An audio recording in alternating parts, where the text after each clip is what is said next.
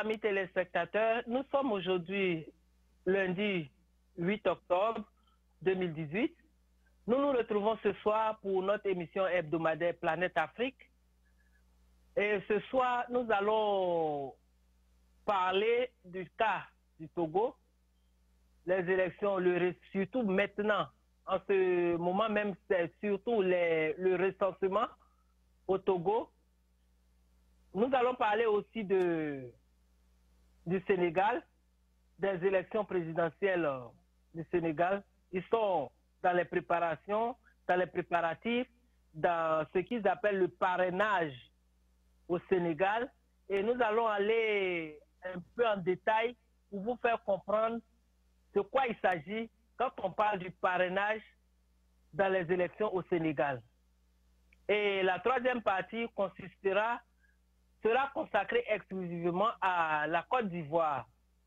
Depuis la crise post-électorale, il y a à chaque fois des petites crises qui s'ajoutent, mais aujourd'hui, nous tendons vers,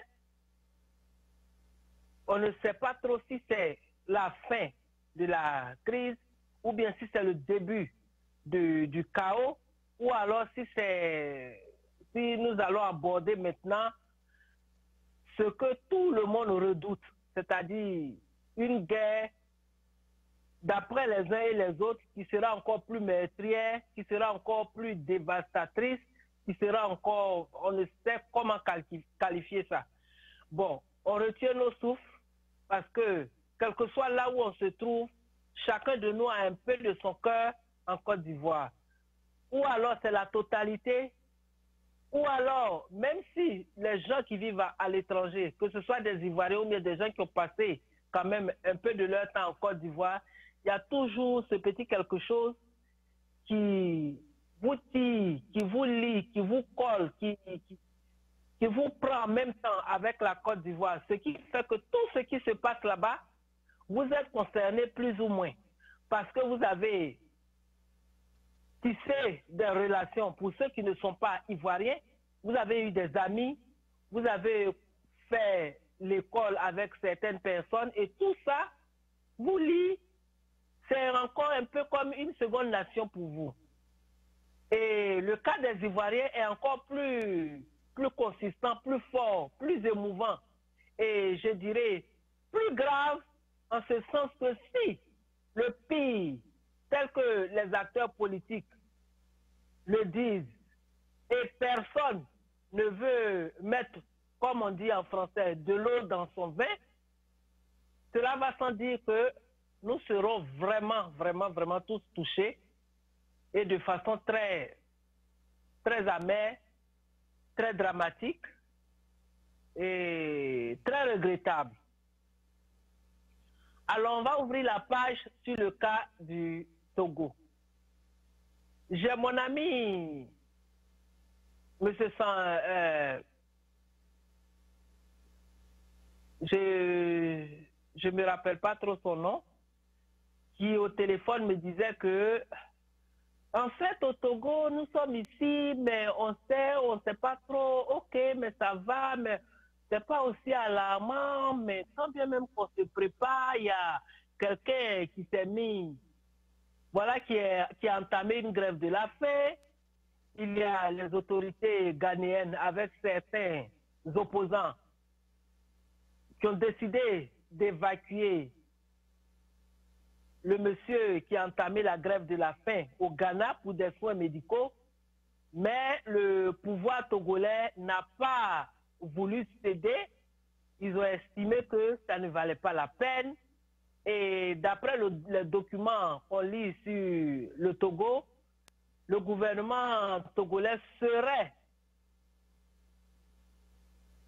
un peu plus confortable pour le décès de ce monsieur qui est candidat de la faim, de la grève de la faim. Mais là où on doit se poser des questions, nous avons notre sagesse africaine, nous avons nos traditions. Le gouvernement est ce qu'il est. Mais de là à se plaire, sinon à encourager ou à souhaiter la mort de quelqu'un, simplement parce que dans des actions politiques, ce monsieur-là est considéré comme gênant, quel que soit ce qui nous anime, quels que soient nos intérêts, nous devons aller vers des mesures d'apaisement. On ne peut pas, dans nos traditions, dans nos coutumes, vouloir quand même ou souhaiter la mort de quelqu'un, d'un être humain. Et là, c'est vraiment grave. Je suppose que ce sont peut-être ce que nous appelons aujourd'hui aux États-Unis bad news, c'est-à-dire les mauvaises informations, c'est-à-dire des trucs qui ne sont pas fondés, des allégations. Et nous estimons que on veut même accepter que ce soit simplement des allégations. Et on voudrait, par le canal de notre structure d'information, demander au gouvernement togolais de ne pas accepter d'aller jusqu'au drame, de ne pas accepter d'aller jusqu'au point où le candidat de la grève de la faim ne puisse pas répondre à des soins médicaux. Qu'est-ce que j'entends par là? C'est-à-dire, il y a un seuil. Quand vous décidez une grève de faim, il y a un seuil que vous ne devez pas dépasser. Une fois que vous avez dépassé cette ligne rouge de la grève de la faim, quelle que soit l'urgence, quel que soit le sérieux qu'on va mettre dans le traitement, sinon dans les soins qu'on va vous administrer, les organes ne peuvent plus répondre parce que les organes, c'est-à-dire les organes internes, ont passé le cap de non-retour. Non-retour dans ce sens que pendant la grève de la faim, vous avez cessé de vous alimenter. Vous avez cessé d'alimenter votre cerveau. Vous avez cessé d'alimenter les organes internes. Vous avez cessé même de faire tourner la machine humaine, la machine corporelle à l'intérieur de vous qui fait que les organes vivent, qui fait que vous vous débarrassez des déchets. Alors, dès que vous avez passé ce seuil-là, cette ligne rouge-là, même si on vous donne de l'eau, du sel et du sucre, parce que c'est essentiellement ce dont le corps a besoin, avec les vitamines et les électrolytes, c'est une situation de non-retour, on ne peut plus vous récupérer. Et donc, vous allez à l'état végétal jusqu'à ce que tout s'arrête automatiquement. Alors, nous demandons, en tant que diaspora, en tant qu'Africains, vivant au pays, c'est-à-dire au Togo, ou alors sur le continent africain, ou un peu partout dans le monde, nous tendons cette main-là, nous tendons nos doléances au président fort de façon à ce qu'il essaie de revoir ses cartes, de concerter ses collaborateurs pour que ce drame-là, nous n'arrivions pas à le vivre. Parce que ce serait quand même regrettable. Je pense qu'en démocratie, tel que les Blancs nous l'ont enseigné, on a le droit de protester, on a le droit de se plaindre, on a le droit de marcher, on a le droit d'arrêter le travail pour mécontentement. Tant que cela est fait dans le calme, la discipline et puis l'ordre.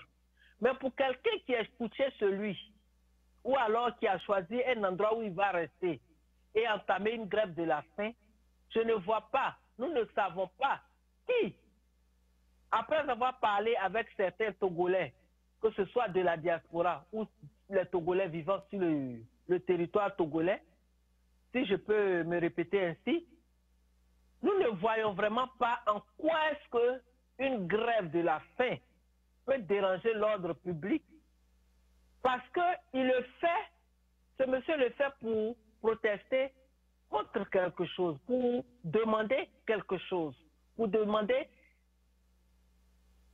des situations à améliorer ou à corriger ou à rectifier.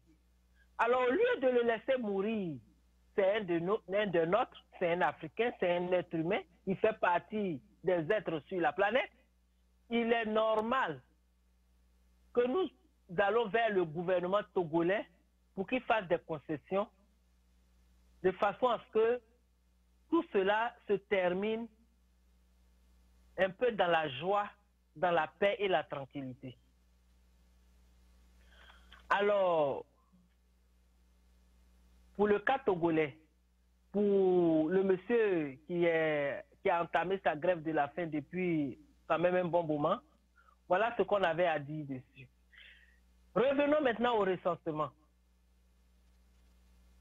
La C14, l'opposition a demandé à ce que les choses soient revues au niveau de la CENI, qui est la Commission électorale nationale indépendante, de façon à ce que les choses se fassent dans les normes. La composition même du bureau de la CENI, il faudrait que toutes les tendances soient revues pour y participer. Et on ne peut pas faire des recensements dans les normes observées. C'est pour ça que l'opposition, la C14, s'érige contre le recensement. Mais si, aux dernières nouvelles, on voit que comment dirais-je, le recensement est en train d'être prolongé d'un jour, cela va sans dire que c'est parce que les prévisions n'ont pas été réalisées la façon dont elles avaient été projetées avant même le démarrage du recensement. Alors je voudrais, au nom de tous les Africains, au nom des Togolais, demander au gouvernement togolais de revoir cette structure-là, d'essayer de rencontrer toutes les parties pour discuter.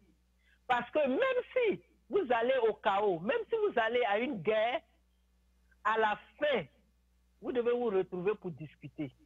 Alors, il est mieux d'épargner les vies et chercher à discuter. C'est ce que j'avais à dire sur le cas togolais. On va aller à une plage publicitaire, si la technologie nous le permet, et on reviendra pour entamer la seconde partie, qui est le cas sénégalais.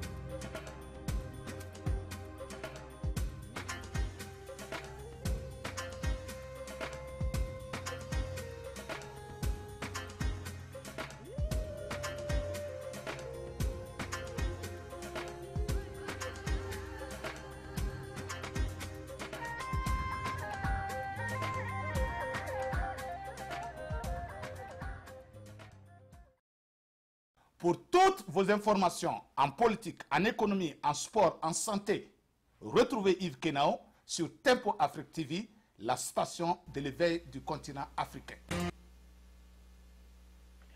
Alors, les amis, nous sommes de retour et comme je l'avais annoncé, on va entamer le cas sénégalais. Bon, avant d'arriver même dans le vif du sujet, il y a ce qu'on appelle le parrainage au Sénégal. C'est une institution, pour ne pas dire un volet ou bien une particularité instaurée depuis 1962 au Sénégal. Et c'était, écoutez-moi bien, c'était dans l'intention d'éviter la, la multitude de candidatures, les candidatures fictives, et puis essayer de canaliser les candidatures. Mais en 1960, cela a existé jusqu'en 1963. M. Macky Sall l'a réinstauré l'année dernière et au vu de tout ce qui se passe, l'intention du parrainage, je dirais, a été faussée. L'intention du parrainage était de limiter les candidatures pléthoriques, c'est-à-dire multiples, de canaliser, sinon d'essayer de réglementer les candidatures de façon à éviter les candidatures fictives ou bien les candidatures qui, disons, c'est un peu comme des copies, mais ce ne sont pas des copies conformes. C'est-à-dire, un candidat décide de sponsoriser des gens pour, comme on dit, mettre les bâtons dans les roues d'un autre candidat, soit dans une région où il a le monopole au niveau de la campagne. Quand je dis monopole, en guillemets, en ce sens que tout le monde est avec lui. Alors, il y a un autre qui met, généralement c'est le parti au pouvoir qui fait ça, qui sponsorise des gens, qui les finance pour aller emmerder ce candidat qui est considéré comme dangereux pour lui, parce que ce candidat-là, c'est à lui que tout le monde se réfère, c'est son nom qui est cité dans toutes les conversations, c'est lui, c'est de lui que tout le monde parle, et les gens le donnent un exemple. Alors il faut tout faire pour l'emmerder, pour le distraire, pour l'intimider, et voire même chercher des failles ou créer des situations pour le faire taire, soit par la prison ou alors par l'exil. C'est le cas disons, c'est la pratique, pour ne pas dire c'est la façon de faire de la grande majorité des leaders africains. Alors, le parrainage qui devait éviter le nombre pléthorique de candidats n'a pas été le cas. La semaine dernière, j'ai parlé je crois il y a 2 semaines de cela, que j'ai parlé du fait qu'il y avait près de 100 candidats au présidentiel au Sénégal. Mais quand nous regardons tous les pays, même sur lesquels nous voulons copier la démocratie, c'est des gens qui... Il y a 2 partis ou bien il y a 3 partis. Il y a les travaillistes, il y a aux États-Unis où nous vivons, il y a les démocrates et les républicains. Il y en a qui sont des centristes, il y en a qui sont pour certaines lois de la Constitution. Par exemple, il y a des États ou bien il y a des partis qui supportent l'avortement. Il y en a qui supportent la peine de mort. Il y en a qui trouvent que non, on doit encourager le mariage des homosexuels et tout ça, et ça varie. Mais toujours est-il que ces 2 principaux partis, et il y a des sous-groupes dedans. Bon, le cas du Sénégal avec les 100 candidats, on verra avec le déroulement du scrutin ou alors du parrainage. À la fin, on verra qui aura rassemblé le nombre requis de voix, sinon de signatures. On ne parle pas encore de voix, de signatures pour être considéré comme un candidat au présidentiel sénégalais. Bon, là où les choses se précisent, et comme j'ai dit au début, j'ai demandé aux Africains, surtout les jeunes politiciens, de revoir le cas sénégalais, de voir ce qu'ils peuvent tirer de ce cas-là, de cette situation-là, pour eux-mêmes en tant que jeunes politiciens et pour leur avenir. En ce sens, dans ce volet-là, je vais m'attarder sur la personne de M. Ousmane Sanko, parce que c'est de lui qu'il s'agit.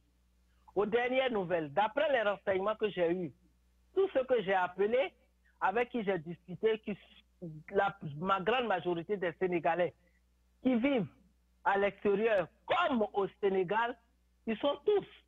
Voilà ce qui m'a été rapporté. Monsieur Ousmane Sanko est un fonctionnaire de l'administration sénégalaise. Il a été fonctionnaire aux impôts, plus de 15 ans. Et il a dit, pendant ses pré-campagnes, je dirais, pendant le moment où il voulait, il veut et il est en train de se faire connaître, il a dit à tout le monde, à l'administration sénégalaise, aux autorités sénégalaises, de faire un audit sur sa personne, sur tout le temps qu'il a passé aux impôts, si il retrouve ne serait-ce qu'une faille où il a eu à détourner de l'argent, des pots de verre ou quoi que ce soit, qu'il vienne le chercher à la maison. Et ça, c'est un défi. Et je pense que il a quand même osé, et il a osé dire ce qui est réel. C'est parce qu'il est sûr de lui et il sait comment il a travaillé. On connaît l'administration africaine. Les corrompus, les corrupteurs et tout peut exister. Mais pour lui, venir et parler comme ça devant les autorités, ça veut dire qu'il sait ce qu'il fait, il sait comment il a travaillé et nul ne peut aller dire le contraire sur le temps qu'il a passé dans l'administration. Il va même plus loin.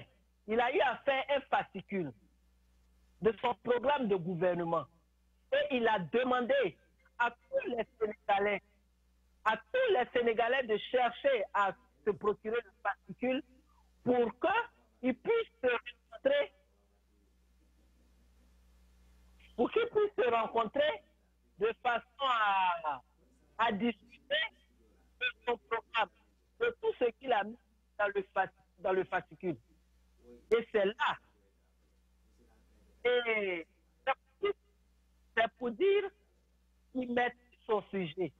Parce que quand vous lancez un appel de ce genre à la population, à vos concitoyens, que je voudrais que vous veniez pour qu'on discute de mon programme, c'est parce que vous avez la maîtrise de votre programme. Et voici un jeune monsieur qui a travaillé, qui a fait ses preuves, et il vous dit, il vous lance à la figure que je suis clean, je suis propre. Fouillez partout où j'ai travaillé, partout où j'ai eu à servir mon pays. Si vous trouvez des failles, je suis prêt à vous suivre pour aller en prison. On a tendance à dire que les Africains sont dans des administrations corrompues et tout, mais ce n'est pas tout le monde qui se prête à cette gangrène de la société africaine, à cette gangrène du milieu des travailleurs africains, à cette gangrène des politiques africaines.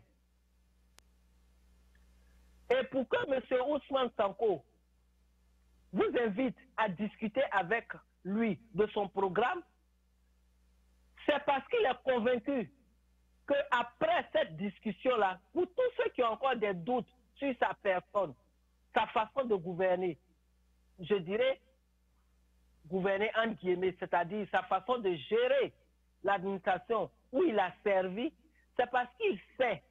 Et pour avoir évité de rentrer dans cette gangrène, de se faire contaminer par cette gangrène-là, voilà quelqu'un, je pense, et nous croyons, qui pourra servir la présidence, c'est-à-dire en tant que dirigeant du Sénégal, il pourra poser les jalons, poser les bases même d'une société sénégalaise vivable, bien promue, qui saura servir le Sénégalais et qui saura tirer le meilleur de l'administration sénégalaise au bénéfice de la population. Et ce qui s'est passé, je crois il y a quelques jours, il y a une de ses collaboratrices une de ses sympathisantes, plutôt, je dirais, qui a été assassinée. Alors, le pouvoir, comme je vous l'ai dit, cherche les moyens pour jeter le discrédit sur lui, pour le faire taire. Le faire taire comment? Par la prison. Il continue les provocations. Je veux parler du pouvoir qui continue les provocations autour de la personne de M. Ousmane Sanko, parce que c'est celui-là qui est devenu l'os dans la gorge de M. Macky Sall. Et compte tenu du fait qu'ils ont eu des descentes dans sa résidence, ils sont en train de mener des enquêtes. Ils sont en train de faire tout leur possible pour essayer de le faire taire en l'emprisonnant ou alors en posant des actes vers la sécurité de ce monsieur et sa famille et ses biens, de façon à le contraindre à l'exil s'il ne peut pas l'enfermer. Et comme ça, dès qu'il est sorti du pays, les conditions sont réunies pour que M. Macky Sall règne en seigneur sur les élections, pendant les élections et dans les élections. Parce que si les gens déplorent des situations et que vous cherchez à les taire, si des gens vous lancent dans des défis, qu'on peut gérer l'administration sénégalaise sans pour autant chercher à pratiquer la corruption, c'est dans l'intérêt de tous les Africains, c'est dans l'intérêt de tout le monde. Alors si M. Macky Sall s'érige contre ça, cela indique que autour de M. Macky Sall même, s'il arrivait que M. Ousmane Sanko arrive au pouvoir, M. Macky Sall n'est plus président. Mais compte tenu de ce que M. Ousmane Sanko sait de l'administration sénégalaise, il y a beaucoup de gens qui seront inquiétés. Inquiétés dans ce sens que ils sauront que des enquêtes menées, des enquêtes autorisées, des enquêtes en cours peuvent les ramener derrière les barreaux ou alors peuvent les emmener derrière les barreaux pour ceux qui n'ont jamais été en prison. Et c'est pour ça que les mesures d'intimidation, de façon à inquiéter ceux-mêmes qui veulent se mettre avec lui, sont multipliées. Mais au dit et au vu de ce qu'on nous rapporte, ce ne sont que de simples, je dirais, des actes qui n'auront pas de valeur, qui ne vont pas rencontrer leur objectif, en ce sens que les Sénégalais qui ont soif d'égalité, qui ont soif de liberté, qui ont soif de bénéficier eux tous de ce que le Sénégal a comme richesse, de la répartition des biens, des richesses du pays, sont déterminés à supporter M. Ousmane Sanko. Et voilà ce que j'avais à dire concernant les élections au Sénégal et le côté du parrainage. On va aller pour une seconde plage publicitaire et aborder la dernière partie de notre émission qui est consacrée à la Côte d'Ivoire. La Côte d'Ivoire et ses crises qui ne finissent pas. La Côte d'Ivoire et ses crises qui ne... Certains disent qu'ils ne font que commencer. Il y en a qui disent que non, on est vers la fin. Mais au vu de ce que nous observons, on a comme l'impression que elle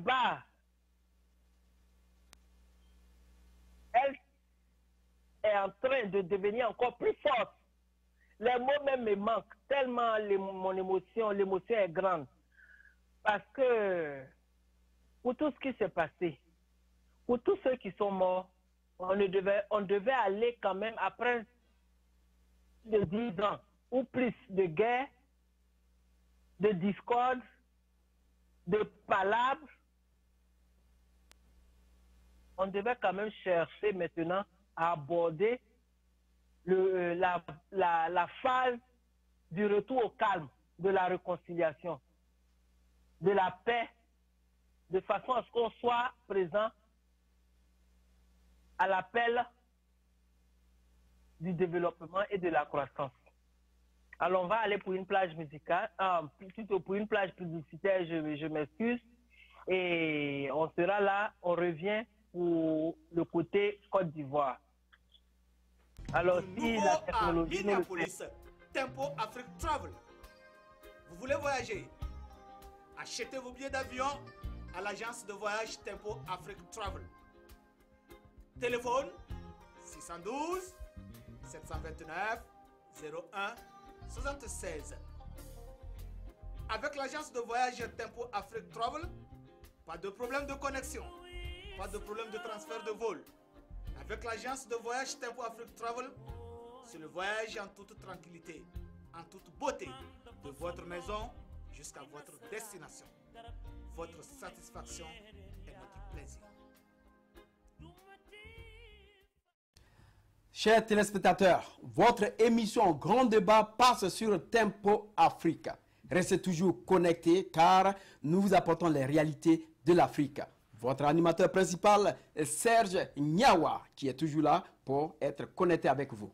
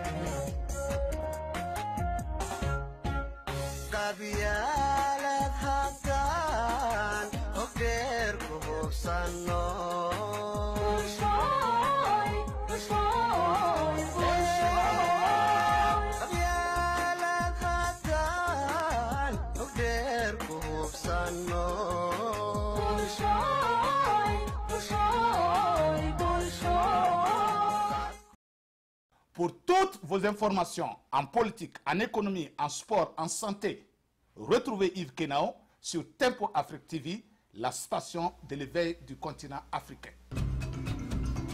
Ok, nous sommes de retour pour la dernière ligne droite de notre émission. Et je vous ai dit que le troisième volet de l'émission est consacré à la Côte d'Ivoire. Bon, nous ne savons toujours pas ce qui se passe. Parce que M. Alassane Dramane Ouattara et le RHDP allaient vers le parti unifié, c'est-à-dire le RDR et le PDCI avec les autres en une seule entité, c'est-à-dire le parti unifié. Mais dans ce parti unifié-là, les gens ont compris qu'il s'agissait d'une phagocytose du PDCI, c'est-à-dire le RDR qui va embrigader le PDCI et ils se retrouveront à l'avenir à la disparition du PDCI. ce que les militants du PDCI, ce que la Côte d'Ivoire même en tant que telle ne voudra jamais accepter. Et donc, c'est comme ça que M. Henri Konan Bédié et le PDCI ont décidé de partir du RHDP. La grande raison était le fait que le RDR et M. Alassane Dramane Ouattara n'ont pas accepté l'alternance de 2020. Ils avaient tous accepté au départ de la création du RHDP. Donc c'est le fait de ne pas respecter les accords qui sont nés de l'appel de Daoukro qui a fait que, comment on appelle ça, le PDCI de M. Henri Konan Bédié a décidé de partir de cette coalition-là, du RHDP. Mais ce que nous ne comprenons pas, que nous avons toujours dénoncé, c'est l'attitude de M. Alassane Dramane Ouattara et de ses militants farouches, c'est-à-dire, je dirais aujourd'hui, c'est un mot que je n'aime pas utiliser, parce que compte tenu de beaucoup de choses qui se passent dans le monde, compte tenu du fait que nous vivons aux États-Unis, compte tenu du fait que les États-Unis, dans le monde, il y a des choses auxquelles ils ne veulent pas se prêter. Il y a des choses auxquelles ils ne veulent pas participer. On évite de prononcer ce mot. Je veux parler du mot extrémiste. Mais il se trouve qu'au sein du RDR, il y a des gens, par exemple, qui ont ce comportement d'extrémiste-là.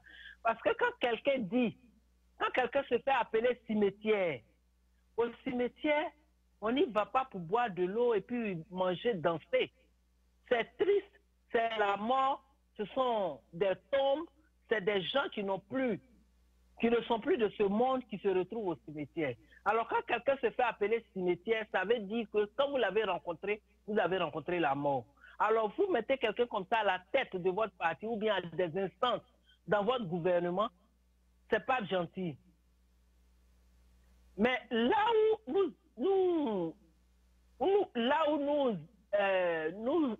sentons un peu de froid dans notre dos, c'est l'attitude de la justice vis-à-vis des décisions que le PDCI prend. On n'a pas forcé le PDCI à rentrer au RHDP. Ils ont pesé les pour et les contre, ils ont fait la part des choses et ils sont rentrés. Ils ont formé le RHDP avec le RDR, le MAFA et puis bon, peut-être d'autres partis.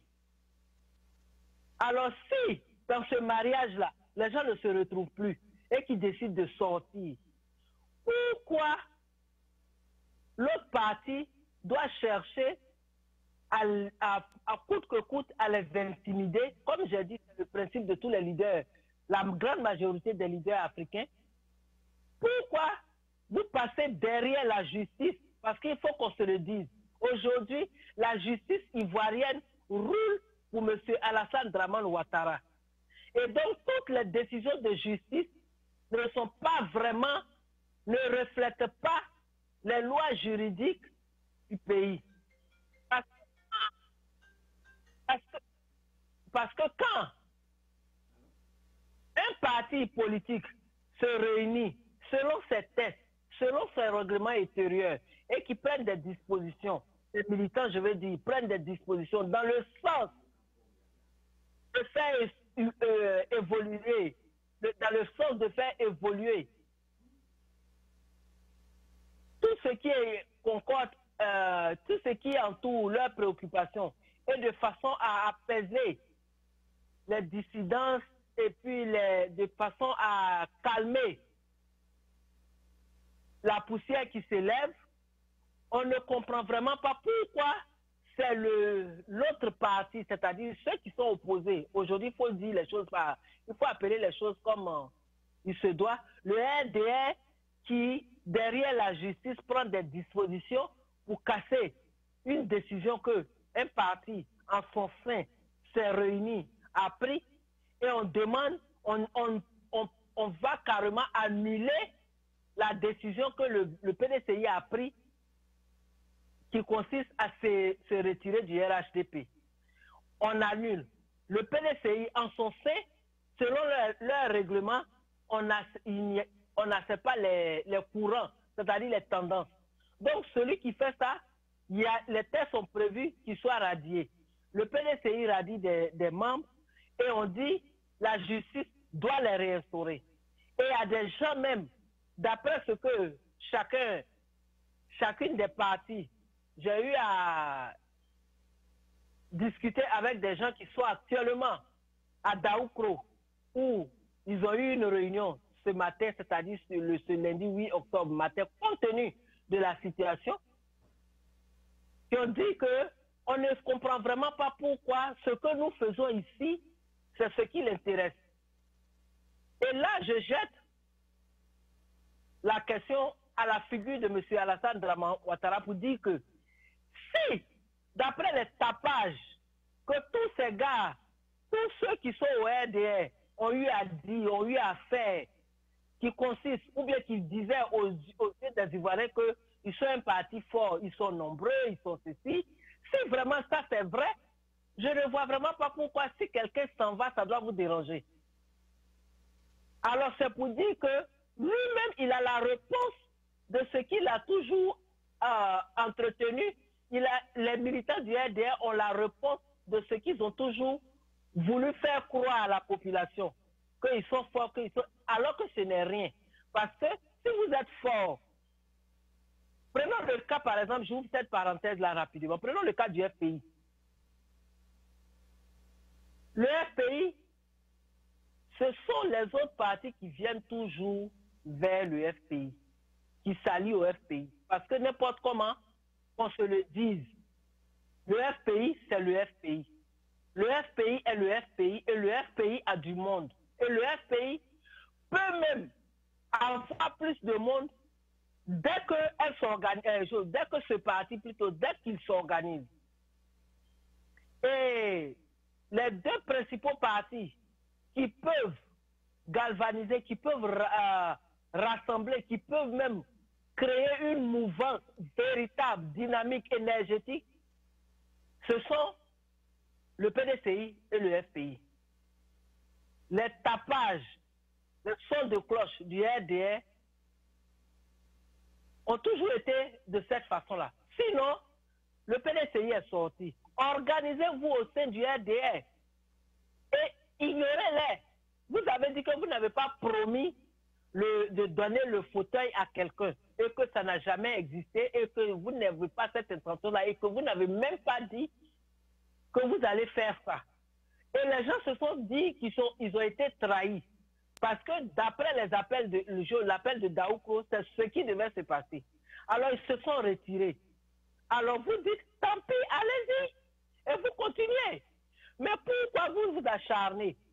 D'ailleurs, même aux dernières nouvelles, il aurait convoqué la reine de Sakassou. Il lui aurait donné de l'argent avec la délégation et tous ceux qui sont venus avec elle pour arriver à convaincre le PDCI et M. Bédié de revenir au parti unifié. Alors bon, là, on ne sait pas qui dit la vérité. Et si c'était le cas, ça veut dire qu'ils ne sont pas ce qu'ils sont. Pour reprendre le terme des gens de la rue, des gens, surtout de certaines voix qui s'élèvent actuellement en Côte d'Ivoire, pour reprendre leur expression, que c'est le caleçon qui est gros, mais il n'y a rien dedans. Sinon, comment se fait-il que vous allez déplacer la reine pour aller demander pardon à M. Bédié? Sur quelle base? Vous demandez pardon pourquoi? En Afrique et même partout ailleurs, on demande pardon quand on a fait du tort. On demande pardon quand on a commis quelque chose qui n'est pas bien. On demande pardon quand on a fait du mal.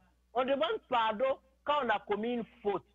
Alors on demande aujourd'hui à M. Alassane Dramane Ouattara et le RDR sur quelle base vous allez vers la reine mère pour qu'elle aille demander pardon à M. Bédié. Si c'était le cas, alors quelle a été votre faute?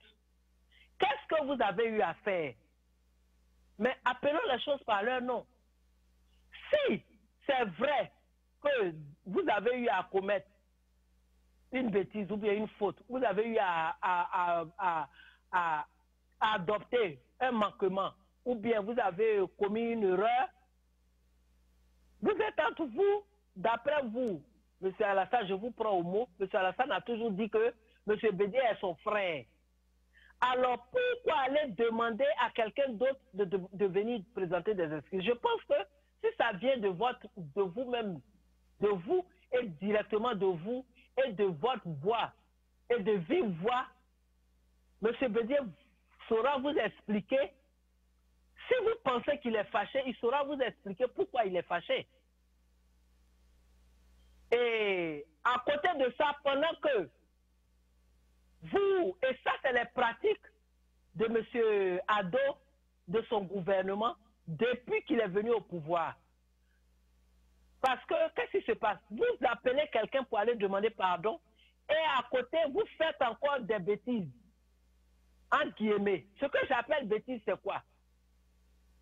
En quoi est-ce que vous, M. Alassane Dramane Ouattara, vous irez mettre le PDCI RDA sous administration, sous tutelle ou quoi, je ne sais pas. Ou alors, vous avez appris ça de l'ONU, parce que c'est l'ONU qui vous a supporté. C'est l'ONU qui a supporté M. Alassane Dramane Ouattara pour l'imposer aux Ivoiriens. Et donc, comme l'ONU a mis la Côte d'Ivoire sous tutelle, lui aussi, il entreprend les mêmes démarches. 1, 2, 3, il va mettre la Côte d'Ivoire sous tutelle. Maintenant, c'est le PDCI qui va mettre sous tutelle ou bien sous administration. Je ne sais même pas quelle expression il a utilisée. Mais ça veut dire quoi? Vous demandez pardon et vous faites palabre, vous continuez palabre de l'autre côté. Mais il faut savoir vous ressaisir. Il faut savoir vous ressaisir et puis aller à l'apaisement. Depuis que vous êtes là, les Ivoiriens n'ont pas connu la paix, n'ont pas connu la tranquillité, n'ont pas connu la sécurité. C'est comme si on s'éloigne même de la personne humaine ivoirienne. Alors, si vous êtes décidé à faire la paix avec les gens, avec vos collaborateurs, avec vos amis d'hier, entreprenez des démarches dans ce sens-là. Je prends un cas de figure simple.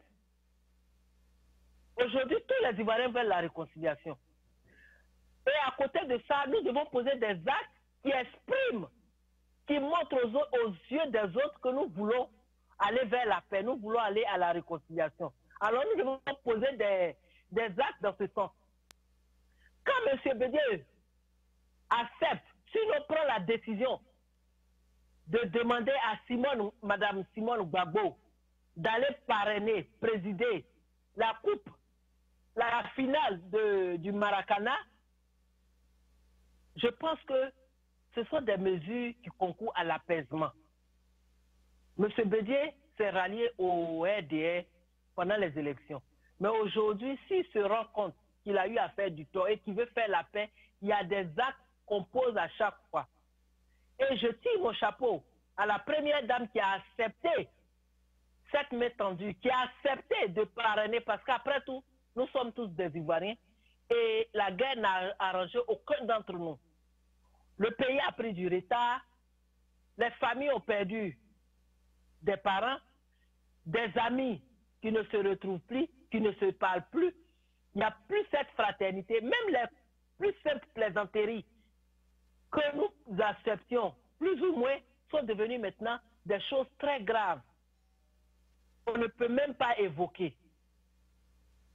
On ne peut même pas, avant, on peut se lever, dire à quelqu'un ce qu'on veut, on rit et puis ça passe. Un autre se lève aujourd'hui, il dit, ah voilà, ceux de l'Ouest, ceux d'ici, ils sont comme ça, et puis c'est toléré. Mais l'atmosphère dans laquelle nous vivons aujourd'hui ne prête pas à ce genre de plaisanterie. Et pour le geste que M. Bédié a fait, c'est bienvenu. Et je dis merci à la première dame. Il faudrait que M. Alassane Dramane Ouattara change son mode d'opération, change sa façon de faire, lui et ses collaborateurs. Je prends des exemples simples. Vous envoyez les gens auprès des autorités d'Adjamé village pour le 4e pont, qu'ils doivent se déplacer, qu'ils doivent quitter là. Vous ne prenez pas la précaution même de préparer des mesures d'accompagnement, ne serait-ce que pour les convaincre en leur présentant ces mesures-là, et vous allez leur dire qu'ils doivent partir de là. Mais tous les peuples ne sont pas les mêmes. Les Hébrieux se retrouvent, ils ont un conseil et ils décident, tous les villages hébrieux décident de converger vers Adjamé pour régler ce litige-là et pour supporter leurs frères hébrieux d'Adjamé village. Et vous envoyez les autorités, c'est-à-dire vous envoyez les gens de votre gouvernement, aller discuter avec eux et vous avez, non, vous faites comprendre à ces gens-là que vous n'êtes pas au courant. Mais comment un ministre des infrastructures, comment un chef de service du ministère de la Construction et de l'Urbanisme, comment quelqu'un du ministère des Affaires sociales, tous ces gens-là, comment des gens comme ça peuvent se lever et d'eux-mêmes aller rencontrer des gens pour leur dire des choses, et maintenant que c'est en train d'entraîner des troubles, c'est là que vous êtes au courant. Ça veut dire que vous ne maîtrisez pas votre gouvernement. Ça veut dire que tout le monde tire la ficelle dans votre gouvernement. Ça veut dire aussi que chacun peut faire, sinon fait ce qu'il veut dans votre gouvernement. Parce que s'il y a une hiérarchie, s'il y a un principe d'ordre, de métier d'ordre dans votre gouvernement, quand vous vous retrouvez en conseil des ministres qui a observé, je ne pense pas qu'une telle décision vous échappe. Ce n'est pas quand les populations sont fâchées que vous allez leur dire que c'est maintenant que vous êtes au courant. Et votre chargé de communication est le porte-parole du gouvernement qui rend à chaque fois compte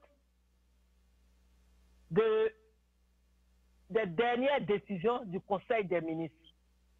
Ça veut dire que ces gens-là ne font pas leur travail. Alors si vous payez des gens qui ne font pas leur travail, ça veut dire que vous aussi vous entretenez un peu la légèreté dans votre administration. Sinon, vous mettez quelqu'un pour faire un boulot.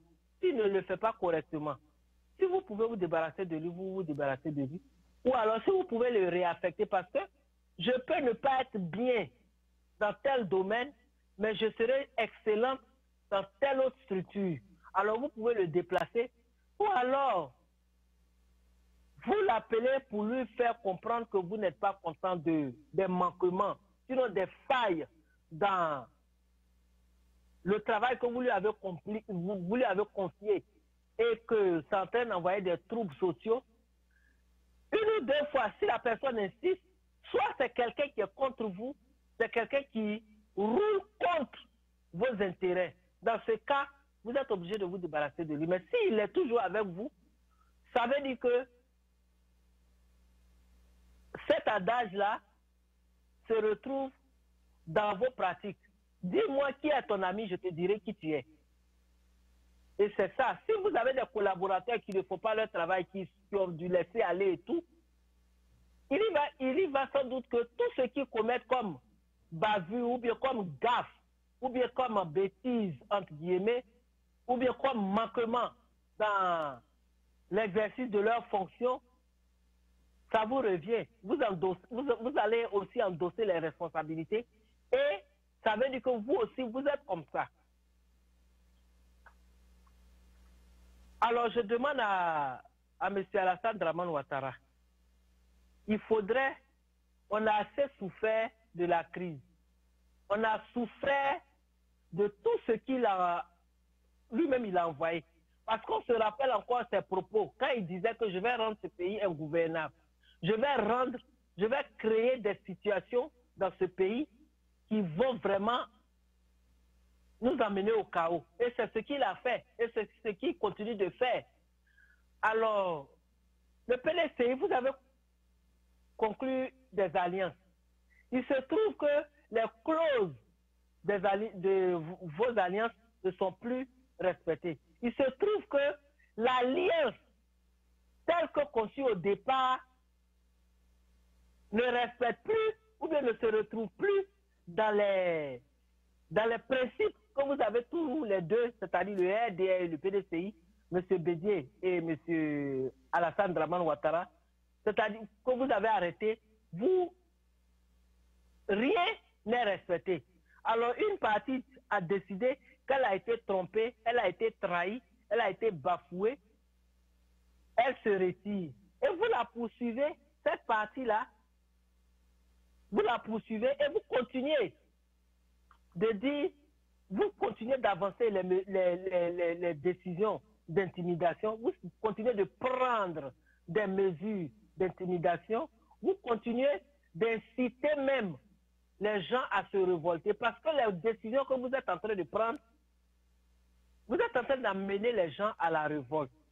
Ce ne sont pas les têtes de parti, c'est-à-dire le PDCI, avec à la tête le président Bédier, avec son bureau politique, ce n'est pas ceux-là qui vont créer la révolte. C'est les militants de base, trahis, qui se sont retirés, que vous continuez de poursuivre. D'ailleurs, ils ont préparé pas des mandats d'arrêt, mais des procédures judiciaires, oui, c'est ça le mot, des procédures judiciaires contre ceux qui se sont érigés contre le parti unifié. Mais comprenez quelque chose, nous sommes dans la constitution de notre pays, nous sommes dans un pays de droit, nous sommes dans un pays de liberté. Les gens sont obligés de vous suivre. C'est ce que vous voulez nous dire? Non. Les gens sont libres de rester au RHDP. D'ailleurs, M. Adjoumani qui est parti vous rejoindre. Pourquoi vous n'avez pas dit que vous êtes PDCI? Je suis en train de chercher à ce que le PDCI revienne dans le parti unifié. Reste au PDCI pour le moment, jusqu'à ce que tout ça soit résolu. Et vous utilisez des gens même, d'après les Ivoiriens, qui ont été montés de toutes pièces par le PDCI, c'est-à-dire des gens, pour parler comme les Ivoiriens, qui n'étaient rien, dont le PDCI a fait d'eux des gens. C'est ceux-là que vous utilisez, ce sont ces pions-là que vous utilisez pour emmerder tout le monde. C'est pas normal, c'est pas catholique. Et la réconciliation dont les Ivoiriens ont tant besoin n'a pas besoin de toutes ces manigances, de tous ces manquements ou bien de toutes ces actions dans l'ombre de manière à effrayer, à intimider, à faire peur à vos anciens collaborateurs. Il faudrait que les partisans du parti unifié se ressaisissent parce que nous ne tendons pas vers la guerre, mais il y a des choses, il y a des signes non trompeurs. La deuxième partie, c'est-à-dire dans la troisième partie qui est la Côte d'Ivoire, il y a plusieurs parties. La deuxième partie, c'est le cas Soro. On a appris que M. Soro serait sorti du pays sans prévenir M. Alassane Dramane Ouattara. Et M. Alassane Dramane Ouattara était dans tous ses états. On vient d'apprendre que M. Soro serait rentré au pays, mais rentré à Bouaké. C'est-à-dire, de son voyage à l'extérieur de la Côte d'Ivoire, il est venu à Bouaké. Il est rentré, mais il est à Bouaké. Et il est allé assister aux obsèques de l'un de ses collaborateurs. Et il était à ces obsèques-là en compagnie de son chef du protocole, M. Soul Toussoul, Souleymane alias Soul Toussoul. Et certains parlent même de réunions de guerre, de conseils de guerre. Bon, on ne sait pas. Est-ce vrai?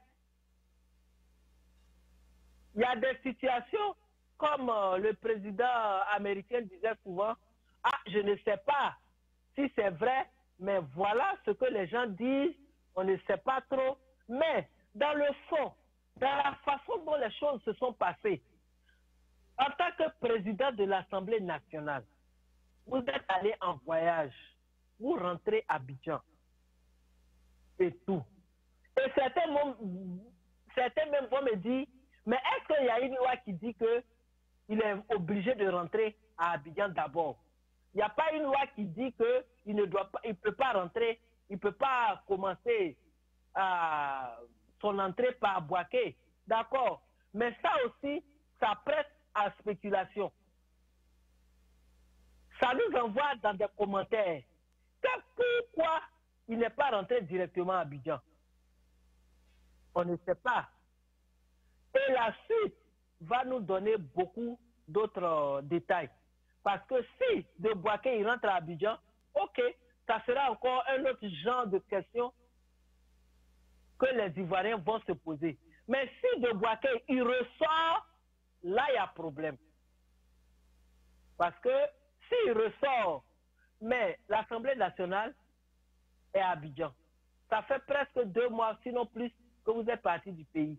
Vous ne revenez pas, même si vous êtes en vacances, peut-être des vacances de 45 jours ou plus, mais des vacances de 2 mois, et vous tendez à repartir sans même revenir à Abidjan, voir, parce qu'il a eu à participer à des réunions des parlementaires.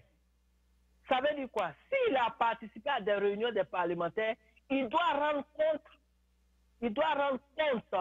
de toutes ces réunions-là aux députés. Et s'il repart encore, là, il y a problème. Il y a problème, qu'on se le dise. Alors là, nous sommes dans une situation vraiment grave. La troisième partie, ce jour, M. Henri Konan Bédié a convoqué le bureau politique du PDCI-RDA à Daoukro.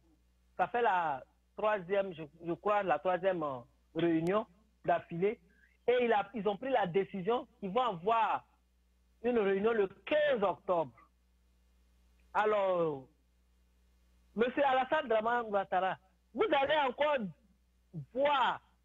dire à la justice d'annuler ce que ces gens-là ont pris comme résolution, ou bien ce qu'ils préparent, ou bien ce qu'ils ont adopté comme résolution en vue de la préparation de la réunion du 15 octobre.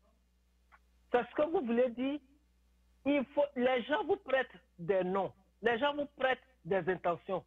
Mais si vous agissez loin de ces intentions, beaucoup d'Ivoiriens douteront de votre culpabilité dans certaines conditions ou bien dans certains faits. Les gens disent que vous êtes le diviseur commun de la Côte d'Ivoire. Les troubles au Mafa, on a fouillé, les gens vous ont attribué ça. Les troubles au FPI, on a fouillé, les gens vous ont attribué ça. Et même il y a des faits. Aujourd'hui, ce qui se passe au PDCI, vous êtes à la base. Je disais comme ça en riant une fois que vous êtes le boucher du Nord. Il y en a qui disent non, il ne faut pas utiliser le terme. Je dis non. Je dis le boucher parce qu'il vient, dès qu'il arrive, il coupe la poire en deux. Le MAFA, il a divisé en deux. Le FPI, il a divisé en deux. Et il est en partance comme ça pour diviser le PDCI. Et puis même, il cherche à décimer parce que quand il dit que je ne sais même pas pourquoi M. Joël n'est pas encore sorti pour parler, comme il a l'habitude de faire. Quand les gens commencent à se concerter sur les décisions impopulaires du gouvernement, c'est lui qui vient à chaque fois pour dire ce qui va arriver, vous êtes tenu responsable. Alors, j'ai lu dans Ivoire Business et aussi sur Infodrome que ils sont en train de prendre des mesures que si M. Bédié veut installer le désordre, un homme, même à 84 ans, peut aller en prison. Ah bon? Ok. Attendons de voir.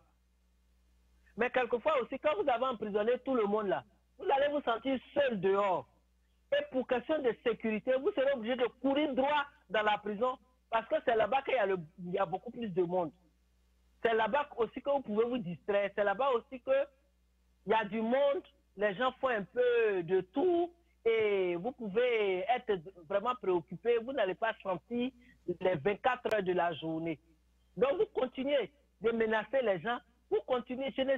On ne sait pas. On attend de voir. Mettre le PDCI sous tutelle administrative. On verra.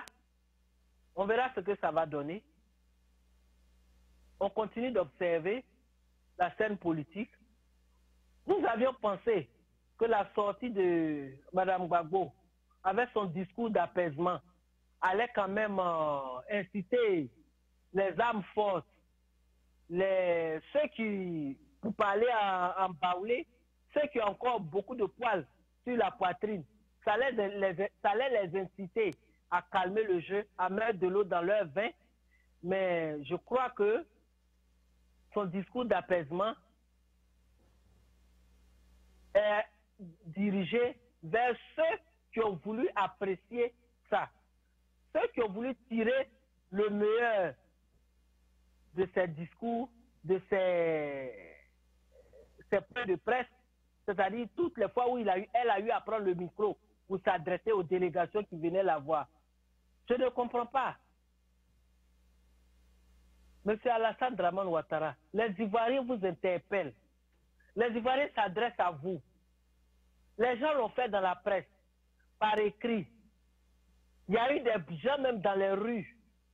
Mais je ne sais vraiment pas, vous et vos mentors, de quoi il s'agit. Et je vais terminer en lançant un appel à l'ONU, à l'OTAN, à l'Union européenne, à la France, à la CEDEAO, à l'Union africaine, pour leur dire qu'on a assez souffert de vos prises de position en Côte d'Ivoire. On a assez souffert de vos intérêts personnels, de vos positions partisanes. La Côte d'Ivoire est un pays riche. Ce n'est pas aussi pour cela que chacun de vous doit venir faire ce qu'il veut ou de supporter qui il veut dans vos propres intérêts. Monsieur Sauvignon, qui est candidat au plateau, bat sa campagne avec des voitures des Nations Unies. Voilà une voiture, pour ne pas dire, je ne sais pas quel genre de voiture, si c'est des blindés ou quoi, qui a fait tonneau.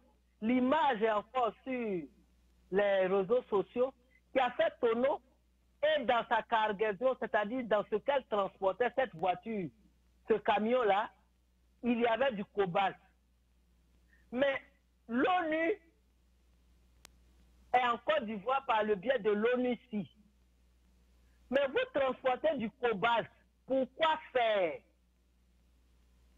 Et les gens trouvent que nous sommes durs, les gens trouvent que nous voulons des histoires. On ne veut pas d'histoire. Mais l'ONU, tel que le président Donald Trump l'a dit, l'ONU est là pour la souveraineté des États. Mais vous ne pouvez pas vous installer dans un pays et puis transporter du cobalt. Vous ne pouvez pas donner vos voitures à un candidat soutenu par le président, imposé par vous pour battre sa campagne. Ce n'est pas normal. Alors je tiens à préciser, au nom de tous les Ivoiriens, au nom des Ivoiriens de la diaspora, au nom des activistes, tout ce qui va se passer en Côte d'Ivoire, à partir d'aujourd'hui, lundi 8 octobre 2018, toutes ces organisations et tous ces pays, y compris la France, tout ce qui va se passer avec Macron et tous ses amis, vous êtes tenus responsables. À partir d'aujourd'hui, toutes les familles qui auront perdu des parents, des amis, des connaissances, tous ceux qui vont perdre la vie en Côte d'Ivoire, vous êtes tenus responsables. Voici le juge, président du tribunal de la CPI, qui demande aux Ivoiriens de ne pas détruire notre pays.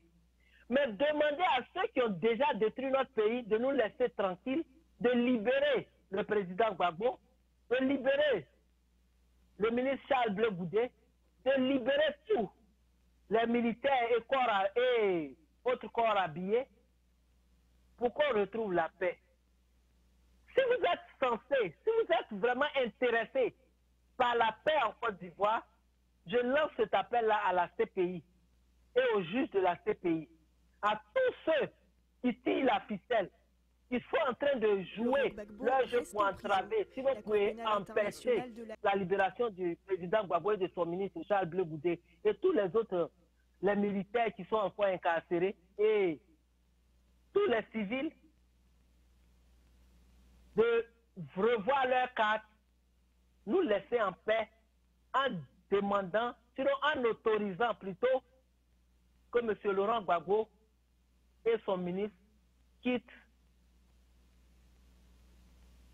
les geôles de la CPI. C'était mon mot de ce soir. On se retrouvera le lundi prochain et à la même heure avec cette fois-ci, nous vous ferons la promesse que ce sera du direct. Et je profite de l'occasion aussi pour demander, pour lancer un appel à tout le monde, pour tous ceux qui veulent être nos collaborateurs, parce que nous tendons maintenant vers des rubriques, pour ne pas dire des émissions de débat, où on voudrait quand même que certains professionnels, soit de la politique, soit de l'économie, soit des journalistes, des gens de la presse, surtout au pays, puissent collaborer avec nous. On voudrait des rapports du show, c'est-à-dire sur le vif, des rapports de gens qui vivent sur la terre ivoirienne, des rapports des gens qui vivent par exemple au Sénégal, qui peuvent nous donner, qui peuvent nous faire un compte rendu fidèle de la situation politique du Sénégal, du Togo, du Cameroun. Et la prochaine émission, on va essayer de débattre du cas camerounais et on voudrait le faire en consultant beaucoup plus de personnes de la diaspora, comme ceux qui vivent au Cameroun, pour réussir quand même une émission. Et merci de votre temps. Et je vous donne rendez-vous le lundi prochain à 19h heure de New York, 18h heure de Minnesota, à 23h heure d'Abidjan, et puis je crois, je ne sais pas si c'est, je crois, vous avez plein d'Europe, France et Italie, vous êtes en avance de 6 heures. Vous pourrez faire la correspondance de 19 heures. Vous ajoutez 6 heures, vous verrez exactement.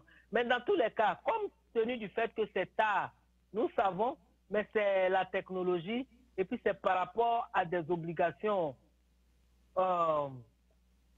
professionnelles de l'espace que nous exploitons que les choses sont faites de cette façon-là.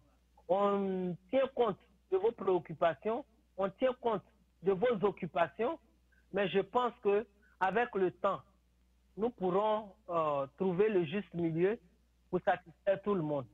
Merci ce soir et à bientôt. Nous vous retrouvons, comme je l'ai déjà dit, lundi prochain, à la même heure, avec votre camarade Madeleine Kondo, depuis New York. Merci. Et que Dieu vous garde. Que Dieu bénisse l'Afrique. Chers téléspectateurs, votre émission Grand Débat passe sur Tempo Africa. Restez toujours connectés car nous vous apportons les réalités de l'Afrique. Votre animateur principal est Serge Nyawa qui est toujours là pour être connecté avec vous.